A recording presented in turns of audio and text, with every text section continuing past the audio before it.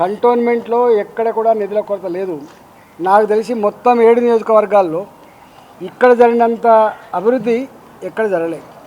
రోడ్ల విషయంలో, రెన్యువల్స్ విషయంలో, సిమెంట్ రోడ్ల విషయంలో తక్కువ పడ్డ వాడికి ఇక్కడ కంటోన్మెంట్ ఉన్నటువంటి కమ్యూనిటీ హాలు, పాత కమ్యూనిటీ హాలు రిపేర్ కావచ్చు, కొత్త కమ్యూనిటీ హాల్ కావచ్చు, వాటి కోసం కూడా ప్రయత్నం చేసినాం. అన్నిటికన్నా ముఖ్యంగా షామీర్పేట నుంచి వెళ్ళి జూబ్లీ బస్టాండ్ వరకు ఫ్లైఓవర్ కడతా ఉన్నారు. జూబ్లీ బస్టాండ్ నుంచి వెళ్ళి షామీర్పేట ఫ్లైఓవర్ కడతా ఉన్నారు. ఈ ఫ్లైఓవర్ని కేవలం రోడ్డుగా కాకుండా రైల్వే యాజ్ వెల్ యాజ్ రోడ్డుగా జరగాలని చెప్పి నేను పార్లమెంట్లో మాట్లాడినా. డబుల్ టెక్కర్ ఫ్లైఓవర్ కట్టాలని చెప్పి మాట్లాడినా. దాన్ని సూత్రప్రాయంగా అంగీకరించారు. ఇవాళ ఈ రోడ్డు పోతున్నప్పుడు ఇక్కడ భూములు పోతున్నాయి, కంటోన్మెంట్ భూములు పోతున్నాయి. ఆ కంటోన్మెంట్ భూముల విలువ 300 కోట్లుగా ఇక్కడ అంచనా వేసిండ్రు. ఆ 300 కోట్ల రూపాయలు రాష్ట్ర ప్రభుత్వం జమ చేయాలి కేంద్రం దగ్గర. నేనేం కోరినా అంటే ఆ 300 కోట్ల రూపాయలు కేంద్ర రక్షణ శాఖకు జమ చేయాల్సిన లేదు. ఇవి మా భూములు, మా డబ్బు, ఇవి మా కంటోన్మెంట్లో గొప్ప సౌకర్యాలు కల్పించడానికి ఇక్కడే ఖర్చు పెట్టాలని దానికోసం కూడా కొట్లాడినా నేను. ఆ 300 కోట్ల రూపాయలు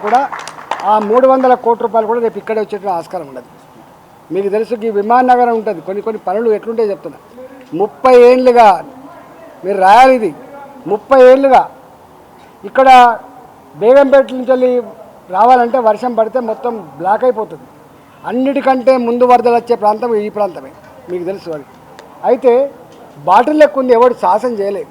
మేము వచ్చిన తర్వాత కొట్టడంగా మొన్న స్పందించిన హైడ్రా ఆ బాటిల్ లెక్క మొత్తం కొట్టేసి ఇవాళ 40 ఫీట్లు ఉన్నటువంటి ఆ మురికి కాలువ ఏదైతే ఉందో 15 ఫీట్లకు కుదించినప్పుడు ఇలా ఆ 40-50 ఫీట్ల వరకు మళ్ళీ కాలువను ఎక్స్టెండ్ చేసి రేపు శాశ్వతంగా ఈ కంటోన్మెంట్లో వరదలు రాకుండా ప్రయత్నం కూడా చేస్తున్నాం. రేపు ఏ మురికి కాలువలు అయితే ఓపెన్ నాళాలుగా పారుతూ ఉన్నాయో, దుర్గంధాన్ని పంచుతూ ఉన్నాయో, ఈ దుర్గంధం కాకుండా కంటోన్మెంట్లో ఉన్న పేదలకు ఎవరైతే ఉన్నారో ఈ 300 కోట్ల రూపాయలు మాకు జమ కాగానే ఇక్కడ పేదలకు ఇల్లు కట్టించే కార్యక్రమం కూడా కొనసాగుతూ ఉంది. ఇదే కంటోన్మెంట్లో మీకు చాలా ఇంపార్టెంట్ పాయింట్ ఇది.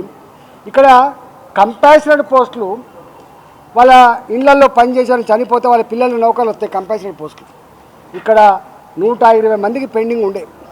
నేను వచ్చిన తర్వాత ₹1 ఖర్చు పెట్టకండి, పైరవి చేయకండి, 5% నిబంధన ఏదైతే ఉందో కంపాషనెట్ పోస్టులు కేవలం 5% మాత్రమే ఇవ్వాలి నిబంధన ఎత్తేసి అలాంటి పేదలకు నౌకలు ఇచ్చే ప్రయత్నం కూడా నేను చేస్తున్నా.